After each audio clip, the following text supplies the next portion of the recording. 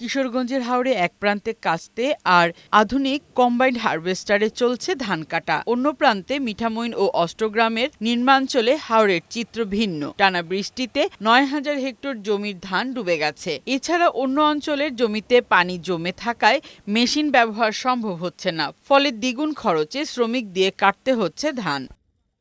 কৃষকরা বলছেন, একদিকে টানা বৃষ্টিতে জলাবদ্ধতা, অন্যদিকে ডিজেলের দাম বৃদ্ধি ও সার কীটনাশকের উচ্চ মূল্য সব মিলিয়ে উৎপাদন খরচ বেড়েছে কয়েক গুণ। কিন্তু বাজারে ধানের কাঙ্ক্ষিত দাম মিলছে না বলে অভিযোগ তাদের। বৈশাখ মাসে যে ধানের দর, এই দরে আর খরচ মিলতেছে না। এবার যে পুষাইতে না, তেলের দর যদি কম তো তেসে আমরা ধানটা বাঁচত, মিশুনিলের ধান বাঁচত আমরা না। আর ধানের দর ২৫০ টাকা মন, আর এই বছর হচ্ছে ৭০০ টাকা মন। আমরা যদি কৃষক না বাঁচি, সরকার বাঁচবো কেন?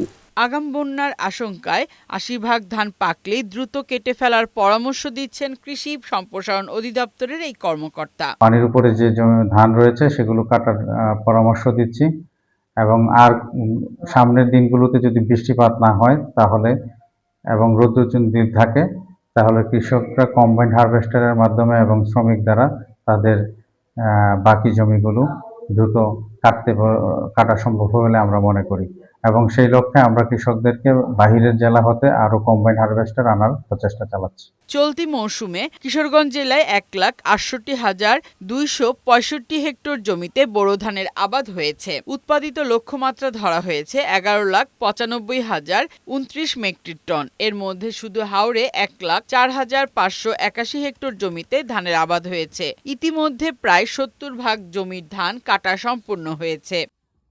ফারহানা শিমু, বৈশাখী সংবাদ।